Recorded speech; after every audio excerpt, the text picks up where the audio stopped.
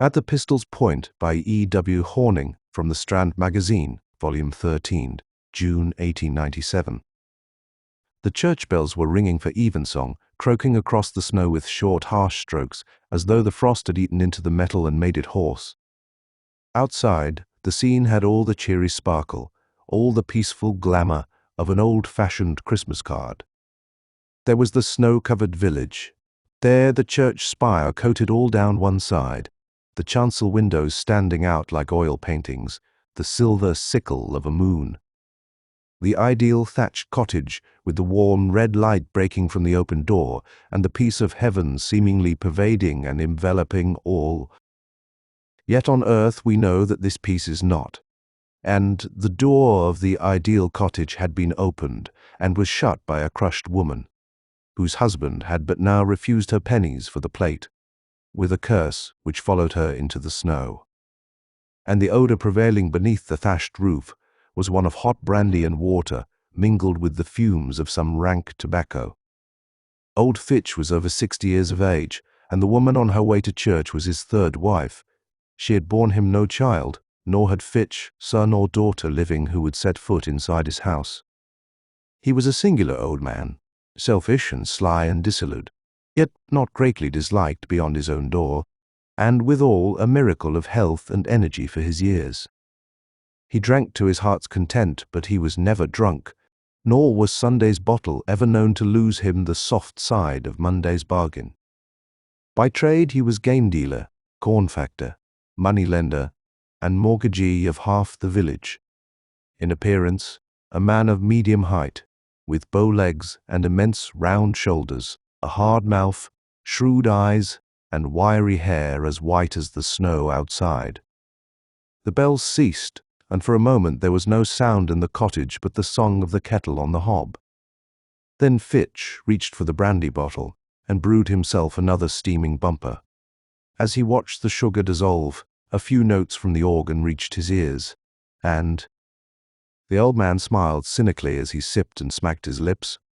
At his elbow his tobacco pipe and the weekly newspaper were ranged with the brandy bottle, and he was soon in enjoyment of all three.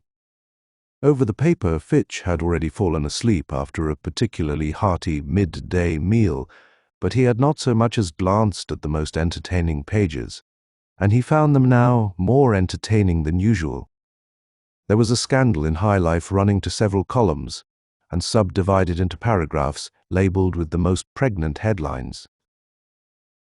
The old man's mouth watered as he determined to leave this item to the last. It was not the only one of interest. There were several suicides, an admirable execution, a burglary, and what? Fitch frowned as his quick eye came tumbling down a paragraph. Then, all at once, he gasped out an oath and sat very still. The pipe in his mouth went out. The brandy and water was cooling in his glass. He might have heard them singing the psalms in the church hard by, but the old man heard nothing, saw nothing, thought of nothing but the brief paragraph before his eyes. Escape from Portland, one convict killed. Another wounded, but a third gets Clunaway. The greatest excitement was caused at Weymouth yesterday morning on the report being circulated that several convicts had effected their escape from the grounds of the Portland convict establishment. There appears to have been a regularly concerted plan on the part of the prisoners working in one of the outdoor gangs to attempt to regain their liberty, as yesterday morning 3 convicts bolted simultaneously from their party. They were instantly challenged to stop, but as the order was not complied with, the warders fired several shots. One of the runaways fell dead, and another was so badly wounded that he was immediately recaptured, and is now lying in a precarious condition. The third man, named Henry Cattermole, continued his course despite a succession of shots, and was soon beyond range of the rifles. He was pursued for some distance, but was ultimately lost to view in the thick fog which prevailed.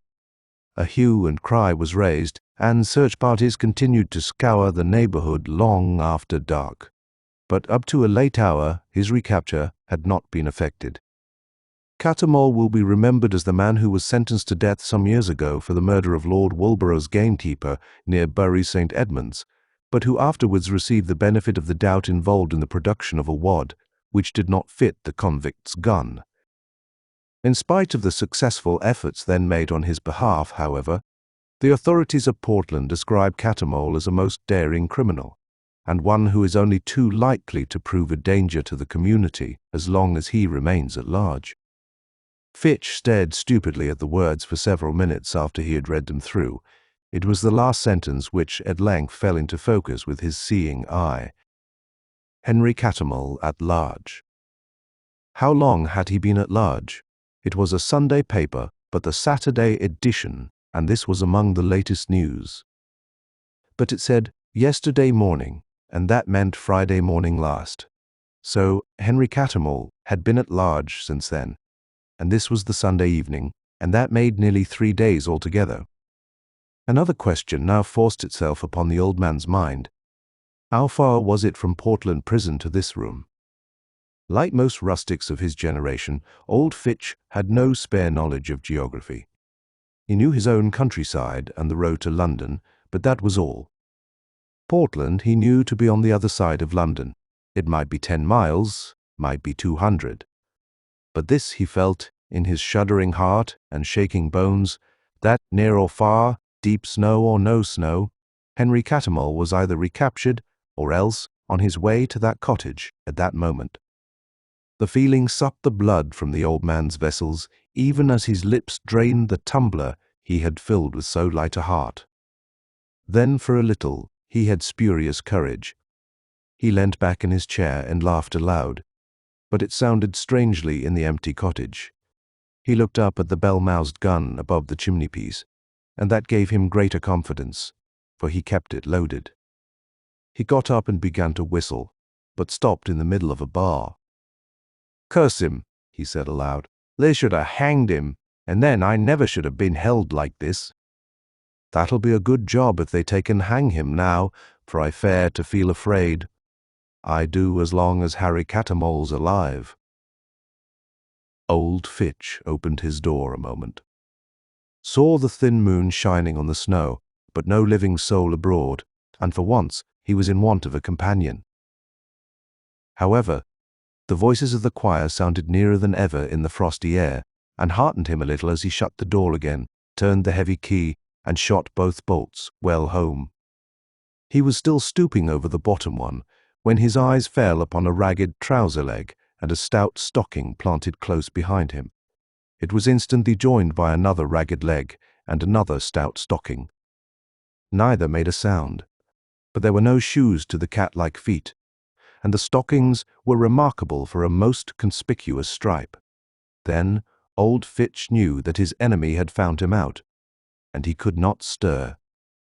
He was waiting for a knife to plunge into the center of his broad, round back, and when a hand slapped him there instead, he thought for a moment he was stabbed indeed. When he knew that he was not, he turned round, still stooping in a pitiable attitude, and a new shock greeted him. Could this be Henry Cattermole? The poacher had been stout and thick-set. The convict was gaunt and lean. The one had been florid and youthful. The other was yellow as parchment, and the stubble on the cropped head and on the fleshless jaw was of a leaden grey. That ain't Harry Cattermole," the old man whimpered. "No, that ain't, but 'twas once, and means to be again. Lead the way in beside the fire. I wish you'd sometimes use that front parlour of yours. I've had it to myself this half hour, and that's cold." Old Fitch led the way without a word, walked innocently up to the fire, and suddenly sprang for his gun. He never reached it. The barrel of a revolver, screwed round in his ear, drove him reeling across the floor. "Silly old fool," hissed Catamal. "Did you think I'd come to you unarmed? Sit down on that chair before I blow your brains out." Fitch obeyed. I can't make out," he stuttered, "why you fare to come to me at all." "Oh, course you can't," said Catamal, ironically. "If I'd been you, I'd 'a' run anywhere but where I was known so well. You would you? Then you knew I'd got out, eh, old man?" Just been a-reading about it in this here paper. I see. I caught a bit what you was a-saying to yourself, just as I was thinking it was a safe thing to come out that cold parlour yours. So that was me. You was locking out, was it? Yet you pretend you don't know why I come. You know well enough. You know. The convict had seated himself on the kitchen table and was glaring down on the trembling old man in the chair. He wore a long overcoat, and under it some pitiful rags. The cropped head and the legs swinging in the striped stockings were the only incriminating features, and old Fitch was glancing from the one to the other, wondering why neither had saved him from this horrible interview. Catamal read his thoughts, and his eyes gleamed. "So you think I've come all the way in these here, do you?" he cried, tapping one shin. "I tell you, I've walked and walked till my bare legs were frozen, and then sat behind a hedge and slipped these on and rubbed them to life again. Where do you think I got these rotten old duds off of a scarecrow in a field, I did? I wasn't going to break into no houses and leave my tracks all along the line. But yesterday I got a long lift in a goods train, or I shouldn't be here now, and last night I did crack a crib for this here overcoat and a bit of supper, and another for the shooter. That didn't so much matter then. I was within 20 mile of you. Of you, you old devil, do you hear?" Fitch nodded with an ashen face. "And now do you know why I've come?" Fitch moistened his blue lips. To murder me," he whispered, like a dying man. "That rests with you," said the convict, fondling his weapon. "What do you want me to do? Confess." "Confess what?" whispered Fitch. "That you swore me away at the trial." The old man had been holding his breath. He now expelled it with a deep sigh, and taking out a huge red handkerchief, wiped the moisture from his face. Meanwhile, the convict had described writing materials on a chiffonier and placed them on the table beside the brandy bottle and the tobacco jar. "Turn your chair round for writing." Fitch did so. "Now take up your pen and write what I tell you. Don't cock your head and look at me. I hear the psalm singing as well as you do. They've only just got started, and nobody'll come near us for another hour. Pity you didn't go too, isn't it? Now, write what I tell you, word for word, or, so help me, you are a stiff un." Fitch dipped his pen in the ink. After all, what he was about to write would be written under dire intimidation, and nobody would attach any importance to statements so obtained. He squared his elbows to the task. "I, Samuel Fitch," began Catamal, "do hereby swear and declare before God Almighty, have you got that down? That I, Samuel Fitch, did bear false witness against my neighbour Henry Cattermole at his trial at Bury Assizes. November 29th, 1887. It is true that I saw both Henry Cattermole and James Savage, his lordship's gamekeeper, in the wood at Woolborough on the night of September 9th in the same year. It is true that I was there by appointment with Savage, as his wife stated in her evidence. It is not true that I heard a shot and heard Savage sing out, "Harry Cattermole," as I came up and before ever I had a word with him. That statement was a deliberate fabrication on my part. The real truth is, but hold on, I am likely going too fast for you. I've had it in my head that long. How much have you got down, eh? Fabrication on my part, repeated old Fitch in a trembling voice as he waited for more. Good. Now pull yourself together, said Catamal, suddenly cocking his revolver. The real truth is that I, Samuel Fitch, shot James Savage with my own hand. Fitch threw down his pen. That's a lie, he gasped. I never did. I won't write it. The cocked revolver covered him. Prefer to die in your chair, eh? Yes. I'll give you 1 minute by your own watch. Still covering his man, the convict held out his other hand for the watch and had momentary contact with a cold, damp one as it dropped into his palm. Catamal placed the watch upon the table where both could see the dial. "Your minute begins now," said he, and all at once the watch was ticking like an 8-day clock. Fitch rolled his head from side to side. 15 seconds, said Catamal. The old man's brow was white and spangled like the snow outside. "Half-time," said Catamal. 5, 10, 15, 20 seconds passed. Then Fitch caught up the pen. "Go on," he groaned. "I'll write any lie you like. That'll do you no good. No one will believe a word of it." Yet the perspiration was streaming down his face. It splashed upon the paper as he proceeded to write, in trembling characters, at Cattermole's dictation. "The real truth is that I, Samuel Fitch, shot James Savage with my own hand. The circumstances that led to my shooting him I will confess and explain hereafter. When he had fallen, I heard a shout and someone running up. I got behind a tree, but I saw Henry Cattermole, the poacher, trip clean over the body. His gun went off in the air, and when he tried to get up again, I saw he couldn't because he twisted his ankle. He never saw me. I slipped away and gave my false evidence, and Henry Cattermole was caught escaping from the wood on his hands and knees, with blood upon his hands and clothes, and an empty gun. I gave evidence against him to stop him giving evidence against me, but this is the whole truth, and nothing but the truth, so help me God." Catamal paused. Fitch finished writing. Again the eyes of the two men met, and those of the elder gleamed with a cunning curiosity.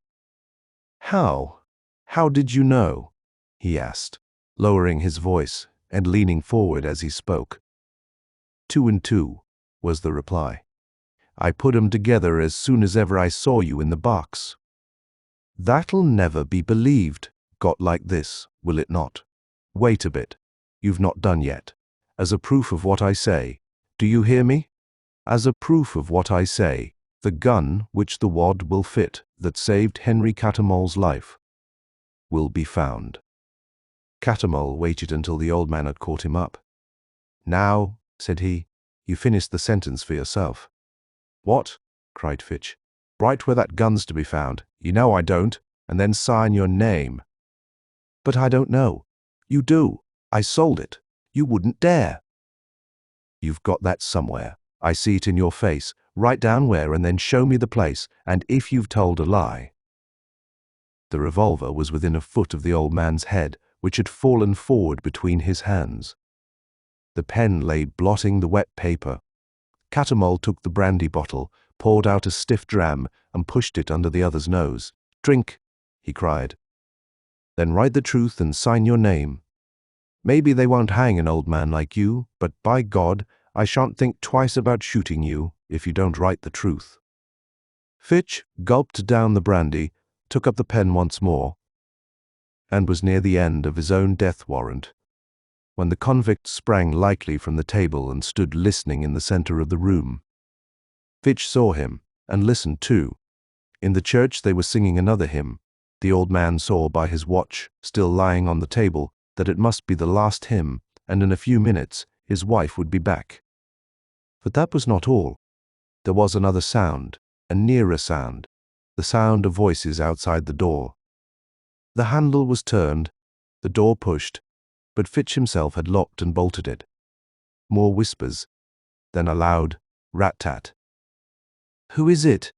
cried Fitch, trembling with excitement as he started to his feet. "The police. Let us in, or we break in your door." There was no answer. Catamal was watching the door. Suddenly he turned, and there was Fitch, in the act of dropping his written confession into the fire. The convict seized it before it caught, and, with the other hand, hurled the old man back into his chair. "Finish it," he said below his breath, "or you are a dead man. One or other of us is going to swing. Now then, under the floor. Of what room did you hide the gun? Let them hammer. The door is strong. What room was it? Ah, your bedroom. Now, sign your name." A deafening crash the lock had given. Only the bolt held firm. "Sign!" shrieked Catamal. A cold ring pressed the old man's temple. He signed his name, and fell forward on the table in a dead faint. Catamal blotted the confession, folded it up, strode over to the door, and smilingly flung it open to his pursuers. End of At the Pistol's Point by E. W. Hornung.